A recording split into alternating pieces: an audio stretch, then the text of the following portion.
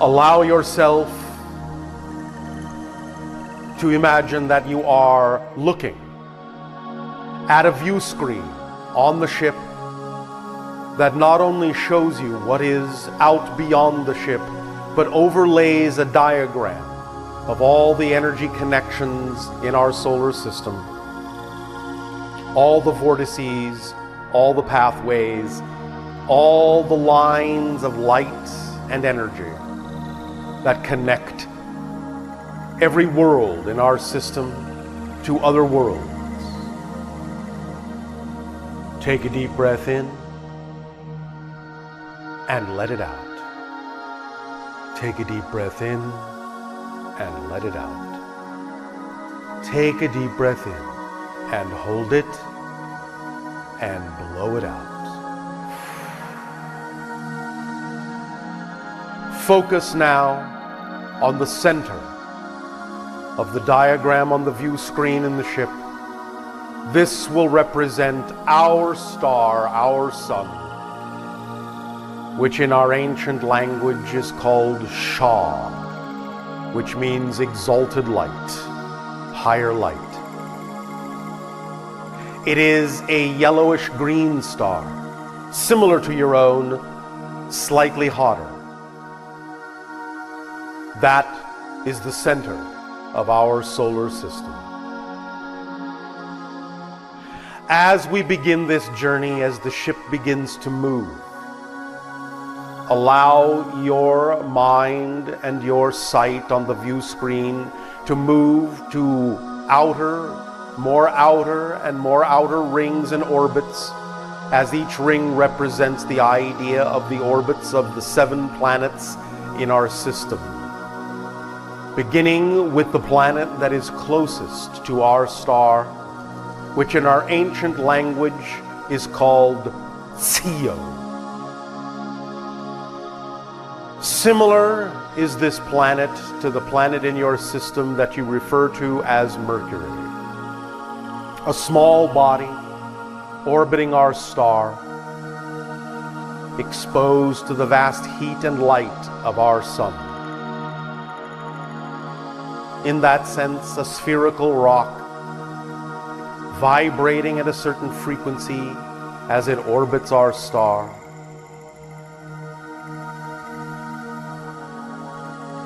In what you would call approximately 90 days, 3 of your months. And as you observe the surface of this small rocky world, you will notice that there are a few craters, but not so very many. For this will have a surface that is constantly changing. So close to the star it is in a plastic state, almost a molten state, except where it cools on the far side away from the sun. You will find that it is a relatively smooth body, darkish in color, constantly shifting, constantly plastic, heating and cooling, constantly changing. The surface is always different, always slightly different. It appears similar to the black basalt of your lava flows over its entire surface. So you see the trails and creases and wrinkles of the expansion and contraction of the surface of this world as we glide slowly past it in our spacecraft. And as we thus then leave Sio behind, we come to the second world in the second orbit around our star. In our ancient language, this world is called Cheni.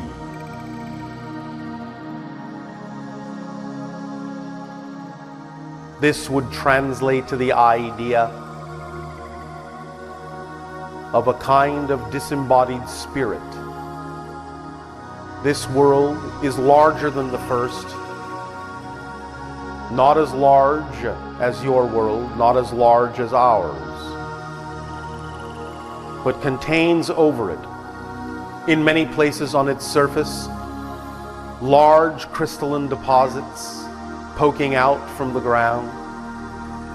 There is no real plant life here, but an array of rocks and crystals of a variety of colors and hues in various places that absorb and transmit the sunlight through the surface in a variety of ways that cause energy vibrations to be given off that are unique in our system. And from this world do we mine the crystals that we place in our motherships that connect us to the vibration of creation and the vibration of the vortex, the major vortex in our solar system, which is on the planet Cheni, that connects to many other systems and is a gateway we often use to allow us to translocate from system to system, star to star. And you feel the harmonic vibrations of Cheni as it radiates out into the cosmos, and all the overlapping vortices that exist, ripples radiating out from central gates and points all over the world as laid out by the crystal formation. And as we move past Cheni and move outward into the third orbit of our planet, similar in many ways to yours, also occupying the third orbit, but approximately 111 million miles from our central star, because our star is hotter. Thus we are slightly farther away from our star than you are from yours. And our orbit includes a day of almost 24 hours, similar to yours, but of a year of 454 days for one orbit around our star. And this is our world that in our ancient language is called Ethani, the world and place of living light, the world of the people, the world of the Sassani, our people, one of the hybrid races which are descendants of yours, whom we call in our ancient language Ethani, the ancestors.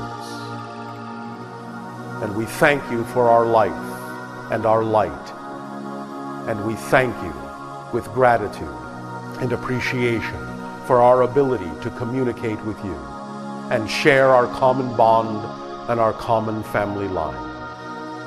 And our world is green and park-like. There are no major structures. The world is slightly smaller than your Earth, with more water than your Earth, with higher oxygen than your Earth, and is very green with almost no seasons. No major cities, for our ships are our cities. There are very few structures on the planet, but it is teeming with life. Our life, animal life, plant life. It is a very beautiful world, very peaceful world, and a very quiet world. For we are all telepathic, and there are very few conversations taking place.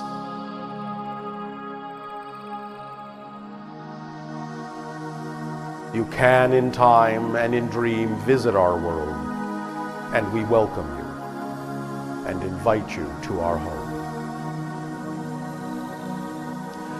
And as our great ship now moves beyond that world to the fourth orbit, gliding away from Sassani and approaching the world that is known as Ptha,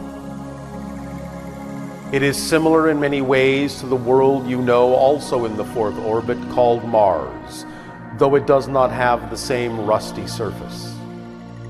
This world also has plant life in abundance upon it, and we have bases upon this world.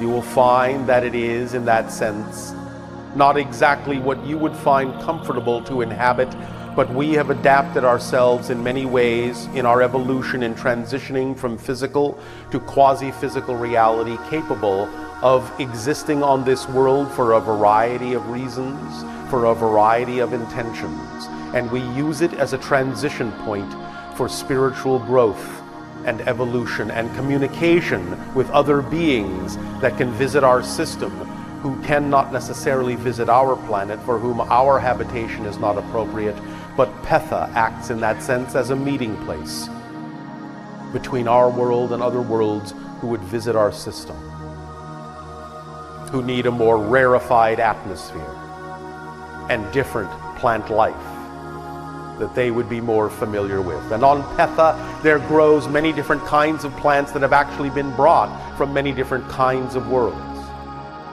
It is in that sense a riotous place of plant life of all different variations and colors that come from different star systems. And it is in its own way a beautiful place.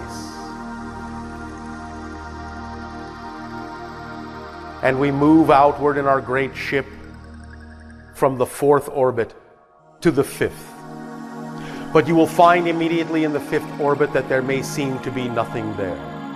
For this is the path of the world we call Vamar, which is the void, which is a gas giant world that is inclined about 30 degrees to the ecliptic.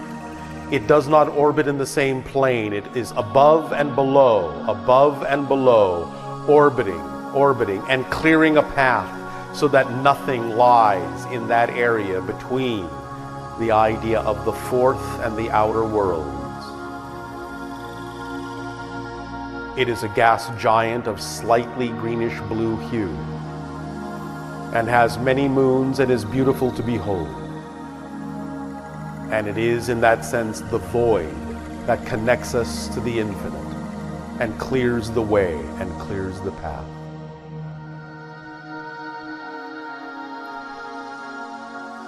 And beyond the void that is created by the gas giant world of Vamar, our ship glides out farther and farther away from our central star, out to the last 2 planets, which are locked in a dance in orbit with each other, spinning around as 2 people would do, holding hands and spinning, dancing with each other, and thus we call them the dancers, Cha-Chupani.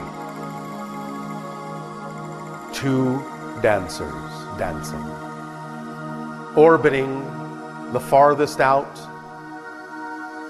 our 6th and 7th worlds in our star system, dancing around, eternally dancing in orbit around our star.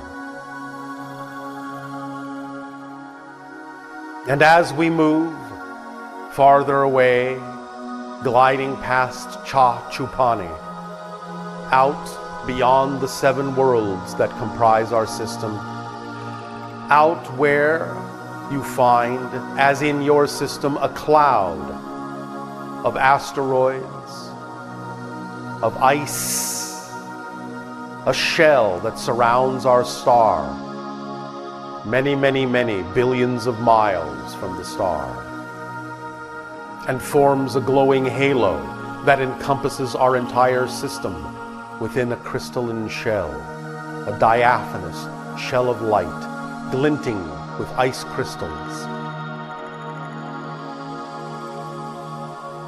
You cannot see our star from your reality without making a shift. But were you to look in the direction of your Orion constellation, we would be 500 light years along that path, were you to overlap our system with yours.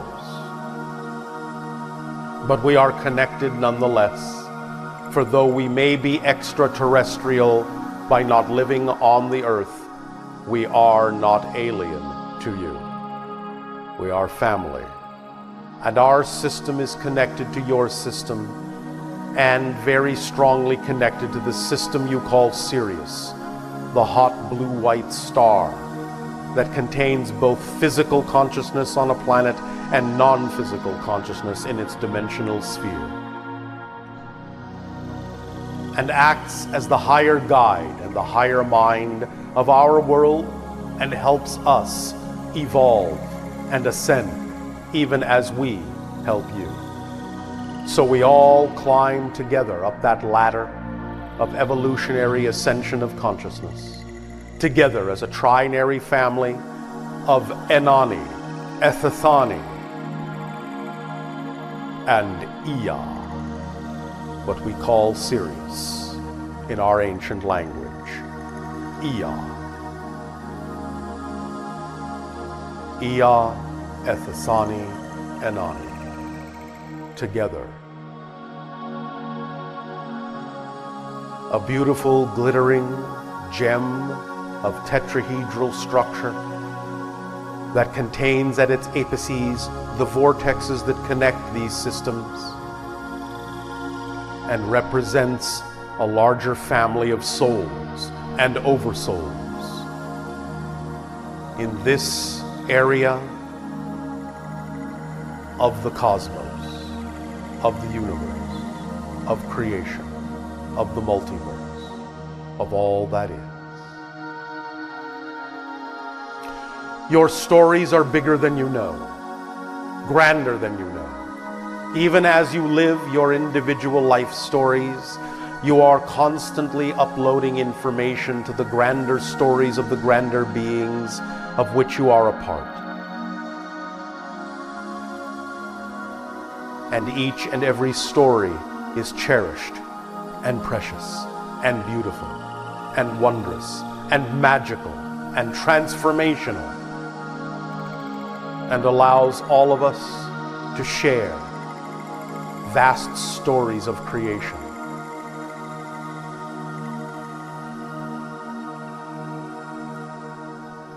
And now, as you float in our ship at the outer edge of our system, allow yourselves to reverse course and very swiftly glide past the outer planets, the dancers, Chachupani, through the void created by the gas giant of Vamar, past the world of Ptha, that is the meeting place of all worlds, past our world of Ethani, green and glowing with light, past Cheni, the crystal vibrational gate, past Sio, the plastic ever-changing surface, to the sun of Shah, and the bright, brilliant light of your own star as you shift back to your solar system through the stellar gate and arrive once again at the beautiful world you call Earth. Your home, our home to be, as we share with you in time our family lines to come.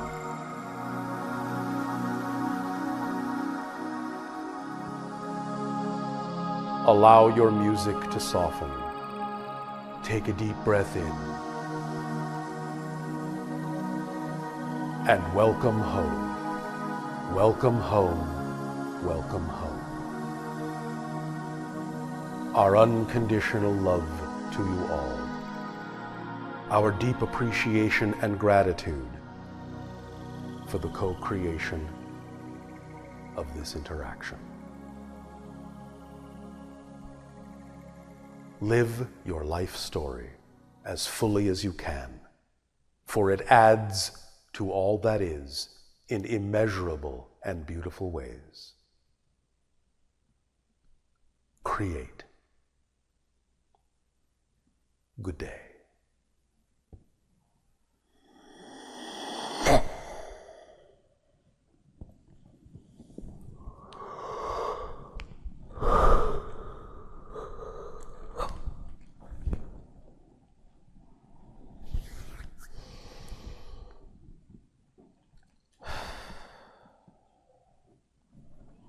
You all have a nice trip?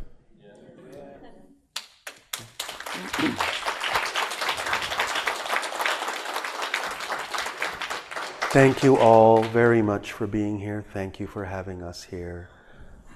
Have a wonderful day. Including the idea of choosing your parents, and so on and so forth, choosing your brothers and sisters, maybe even choosing some of the friends you will have, because you understand that their reflections in your life is what will drive you in the direction of your particular experience of why that you wanted to have in this life. That particular experience of self-discovery, which is the ultimate why question. Who am I? Why am I here? That self-awareness, that self-knowledge on an individual and a grander scale coming together from the beginning to the ending of your life, in a sense, is what it is about. The why of it. That process, that creative arc, as you film people say, is what it's all about. The comparison, in a sense, to use the word loosely, between where you begin and where you end up in any given life, that arc of experience, that process, and the changes and differences that you experience in it are adding to your understanding on a bigger level of what you are as an aspect of all that is. I know this is heady stuff, and you don't have to feel like you've got to get it right away, and I don't mean it to sound like you are being talked down to, because we understand the great capacity you all have to absorb information and knowledge. That's not the way it is meant. But we understand we are also giving this information in a prescribed way, at a certain rate, that is designed purposely sometimes to actually kind of overshoot your conscious mind and go directly into the core of your being. So that, like what you call a time-released capsule, much of what we are giving you today does not necessarily have to be retained immediately consciously, but will come up, will bubble up to the surface, a little piece here, a little piece there, and then, when appropriate, when you're ready to handle it, and you will then deal with having the tool to deal with the situation at hand.